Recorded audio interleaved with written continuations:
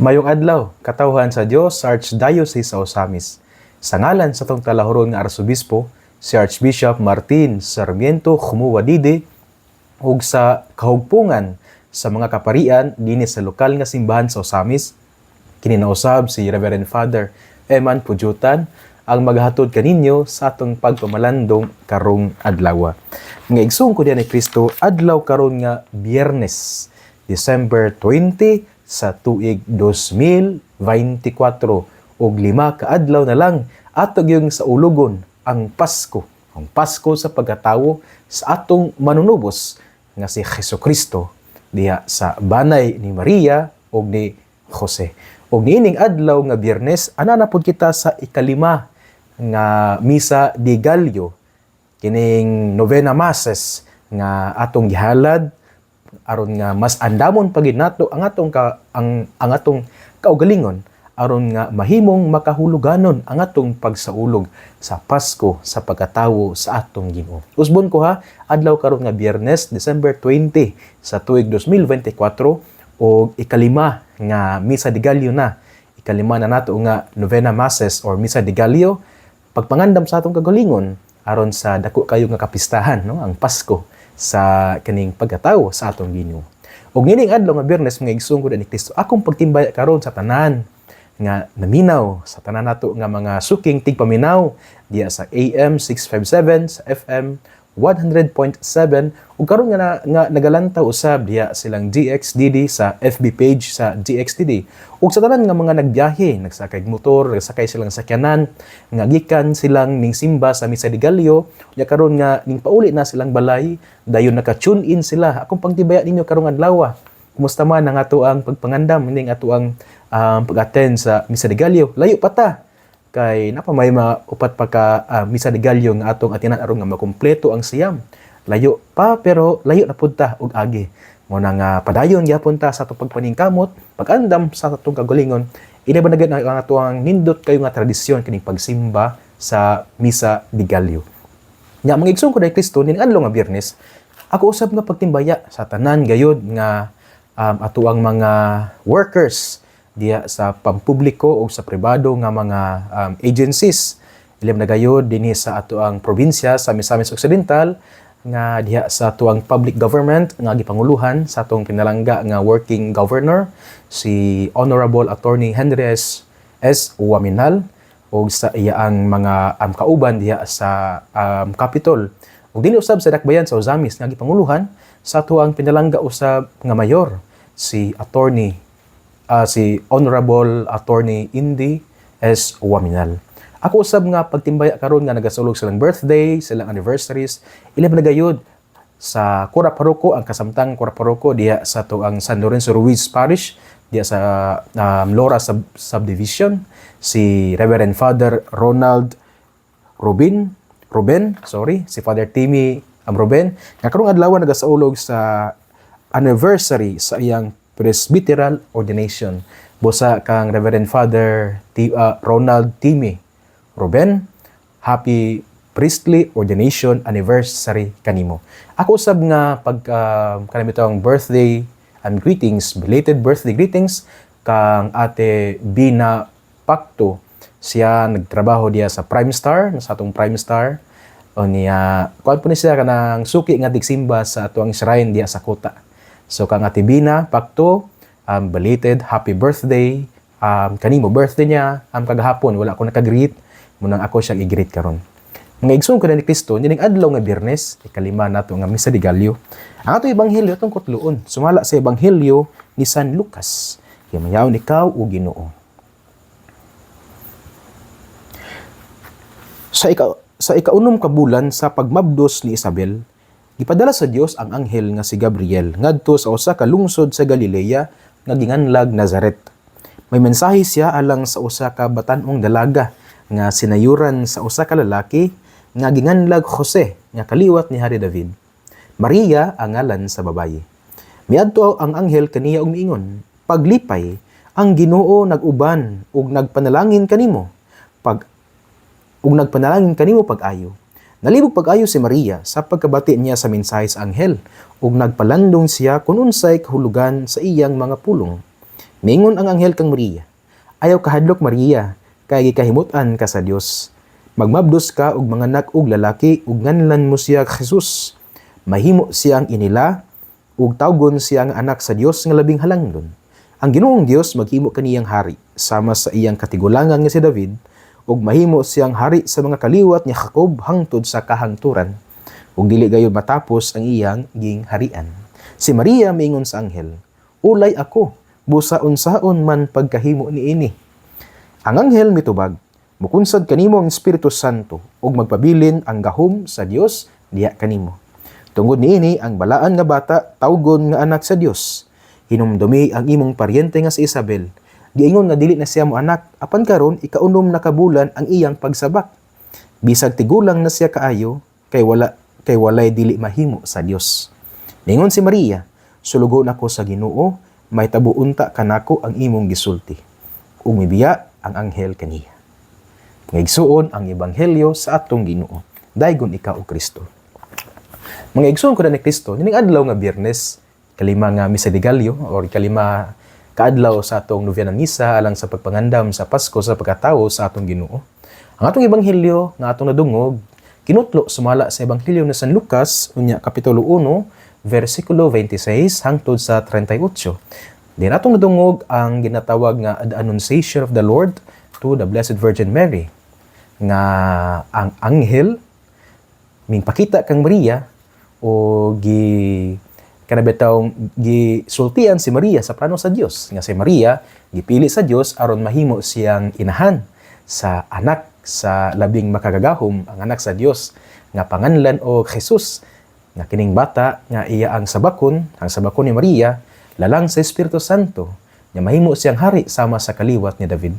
Kagapon kung atong madumduman ang atong ebanghelyo usab nagsulti usab sa usa ka kanibitawng annunciation usab pagpahibalo ngadto kang Zacarias nga gipahibalo si Zacarias nga ang iyang asawa nga kanibitawng tigulang na pero manganak niya ang bata mao si Juan. Ug karong adlaw ang atong ebanghelyo ang annunciation ngadto kang Maria nga si Maria mahimo siyang anak sa Dios nga bisan siya og dalaga pa bata pa kayo unya tuod siya sinayuran ni Jose pero wala pa sila nag-ipon ni Jose unya wala pod siya nahilabtan ni Jose so mo to nga taliwala ini siya gayud magmabdos kay ang bata bunga man o lalang sa Espiritu Santo o pagkatawgon nga anak sa Dios. Niining ebanghelyo nga atong nadungog kasagara sa atong pamalandong niini magud ang fiat ni Maria o karabang ang pagsulti ni Maria og yes ngadto sa plano sa Dios. Di ba atong nadungog nga sa pagpakita sa anghel, sa pagpadayag sa anghel sa plano sa Dios ngadto kang Maria, si Maria nalibog siya kay tungod kay wala siya na ilang lalaki. Bot pasabot nga wala pa lalaki nga nakahilabot kaniya. Gani si Jose although sila kanabitawng engaged na sila kung sa atong termino karon, wala man sa nalabtan ni Jose so unsaon nang pagkatabo ini. Nangutana si Maria unya gi-explainan siya sa anghel nga ay kabalaka kay ang bata lalang sa Espiritu Santo. Unya human ini si Maria miingon nga sulugon siya sa Dios ug batuban unta ngani kanako sumala siyang pulong. Mao ni ang kasagaran nato nga pamalandong ang fiat ni Maria, ang yes ni Maria sa kabubuton sa Dios, ang yes ni Maria sa plano sa Dios, ang yes ni Maria nga mahimo siyang inahan sa anak sa Dios, ang yes ni Maria or ang fiat ni Maria. Ang fiat kay Latin man na siya nga pinulungan but pasabot nga yes I do nga ang fiat ni Maria nga ming cooperate siya nga ming tambayayong siya sa plano sa Dios ay plano sa Dios nga kaluwasan alang sa tanang mga tawo. Pero anita sa laing punto nga gusto na kong i-share kanino karon. Gawas sa mga punto nga pwede nito makuha ang fiat ni Maria, kanitong the openness of Mary to the will of God, mao na nga ming yes si Maria sa plano sa Dios. Pero gawas ni ini si Maria ning cooperate siya sa plano sa Dios. Si Maria ming tuman siya sa plano sa Dios, ning sulti siya sa iyang fiat ngadto sa plano sa Dios. Tungod kay si Maria, anaa siya'y openness to the gift of life. Karabang si Maria bukas siya sa gasa sa kinabuhi. Tiya mo na bisag siya dalaga, bisan og siya batanon kayo nga ang dalaga. Nya matod sa tradisyon sa simbahan, estimation nila, according po sa mga data nga gihatag sa atuang mga ebanghelyo o sa pagtuon sa kaning tradisyon, nga ang edad ni Maria more or less nasa mga 14, 15 or 16 kana between niya na 14, 15, 16. Pero taliwala sa kabata ni Maria, ning tubag siya yes sa Ginoo tungod kay siya ana ay kabukas sa gasa sa kinabuhi. Open si Maria sa gift of life nga although siya kanabitang wala siya nahilabtan og lalaki, wala pa siya nahilabtan ni Jose, pero bukas na siya sa gasa sa kinabuhi. Indot kini mga igsoon ko na Kristo nga atong pamlandungan. Tungod kay kasagara karon sa atong panahon, nawala na ang atong kabukas sa kinabuhi. Kanabitang nawala na atong kabukas sa gasa sa kinabuhi. For example, rampant kayo karon ang paggamit og contraception. Kanabitang pakikihilawas, mas ganit sa mga minyo, sa mga kanabitang premarital sex po, pakikilawas nga mogamit og contraception. Ang paggamit og contraception from the word itself, contra, against conception, against sa pagkahimugso, against na siya sa gasa sa kinabuhi. Ngano mo gamit ang man og contraception? Well, daghan nilang giingon nga to avoid kuno nga mga sexually transmitted diseases or STD, AIDS, usa pa na diha. Pero the bottom line is that ang contraception nagpadayag nga ang mga mogamit niini dili bukas sa gasa sa kinabuhi. Subo pag ay pamalandungon nga kasagara pud sa mga nagamit ini mga minyo. Nganuman kay aron nga dili maburos. So you see, dili bukas sa gasa sa kinabuhi. Si Maria bukas siya sa gasa sa kinabuhi. Nga sa mahimong inahan sa Dios, andam siya nga iyang sabakon diya sa taguangkan ang anak sa Dios nga lang sa Espiritu Santo. Pero kadaghanan karon nga mga minyo, dili gyud bukas sa gasa sa kinabuhi. Gani ang uban, say buhaton sa uban. Ipa-abort, di ba? Karon daghang mga nasod nga gihimo na ang abortion nga legal. Gani sa Fransya, gihimo nila nga ang abortion, gihimo nilang gilakip nila diya silang constitution. Bot pasabot nga ang abortion para sa nasod sa Fransya is a constitutional right. Katungod sa tawo ang mopa-abort. So you see, nawala na gid ang kanibtong kabukas sa kinabuhi. Gihimong legal ang pagpatay nga makay maulagi kay ang ilaang kanibitong sa tuna ang ila bitawng preposition, ano dili ang ila bitawng argument is that no, well, lawas sa babae, so she can decide whatever she wants to do. Pero mao na nalimtan ang kabukas sa gasa sa kinabuhi. Ikaw nga naminaw na ako karon, ilban na ang mga minyo. Nagpabilin pa ba ang kabukas sa gasa sa kinabuhi? Nagamit ba kag contraceptions, pilis, mga kondom, unsa pa na diha? Tungod kay dili gustong maburos. Dili open sa gasa sa kinabuhi. Kita, mao man ang si Maria, mao man ang atuang modelo. Siya man ang di model nato isip nga kita nga gusto nga mahimong disipulo ni Jesus. Pero dapat pupunta kita mahimong gasa sa kinabuhi. Again, usbon ko si Maria, open siya ning yes plano sa Ginoo tungod kay open siya sa gasa sa kinabuhi. Pero subok kay mulandongon nga uban nga dili open sa gasa sa kinabuhi, magpa-abort. Kagabi gibalita sa news, laing punto pod, well connected yapon sa kaning gasa sa kinabuhi. Kagabi nadungog sa news nga ang mga kwarta na to ba, mga bills. Di ba sa una ang ipangbutangan na kay mga nawong man, di ba? Kadungog ka sa una sa 5 pesos. Ang nawong ato si kanhing presidente Emilio Aguinaldo. Unya sa 10 kay si Apolinario Mabini o si Andres Bonifacio. Unya sa 20 si kanhing presidente Manuel Quezon. Unya sa 50 si Sergio Osmeña Sr. Unya sa 100 si kanhing presidente Manuel Rojas.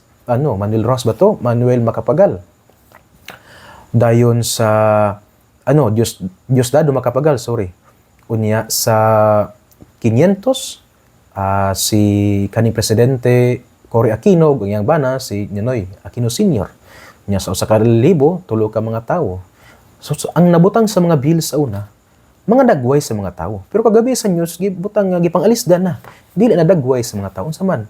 Dagway na sa mga hayop, dagway na sa mga tanong, di ba? So kana usa po na sa ka-indication, well, basa kung sa akong pagmalandong, usa ka indication na nawala na walang naghinay-hinay nga nagkawala ang atong gasa sa kinabuhi nga naman kay naalisda na ang mga tawo o mga hayop. Well, wala may daotan nga kanang mo dayeg, kana ba tong mo appreciate as mga hayop.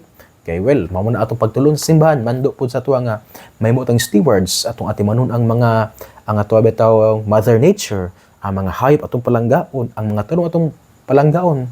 Pero kung sa pagpalangga nato sa hayop, unya ma-disregard na nato ang gasa sa kinabuhi sa tao, distorted ang atong paglantaw. Gani no offense sa kadaghanan nato karon nga ilapin na pud sa mga couple, no, sa mga minyo, mas mo kaning prefer pa nga magbuhi og iro kaysa magbuhi og bata.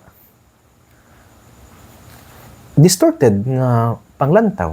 Again, ako ganan pog iro pod kaysa mong balay naman yung mga iro, pero kung mas mo prefer pataog hayop kaysa sa tawo, distorted at ang atong paglantaw. Napoy mo uban maingon nga, Father, mas maayo mo nang magbuhi og hayop, Father, kay dili mo traidor nato, mas maayo nang mohigugma tag hayop kay dili mo traidor ka nato. Kung mahigugma tag tawo, Father, na naman gyud chance nga kanang traidoron tas mga tawo. Well, that makes love more interesting. That makes love love. Kay ang love nag-involve siya og freedom, a choice. Unya mga hayop wala man na freedom, wala man choice na mga hayop. They act according to their instinct. Kung imong lawgan ang hayop, well, ka na batawng maayos lag ka na batawng kanang treatment sa mo kay gilawgan man mo sila. Pero dili man nga ang mga tawo kay naman tay kana magitawag og freedom. Nga we have the freedom kung pilion nato. Well, ang atong freedom is to do what we ought to do. Pero usahay ato ang kana lagi distorted ang paglantaw nga kada bitawng freedom is to do what we want to do, which is distorted. So mo na mga igsoon ko din Kristo. Si Maria ning yes plano sa Ginoo. Tungod kay open siya sa gasa sa kinabuhi. Are we also open to the gift of life?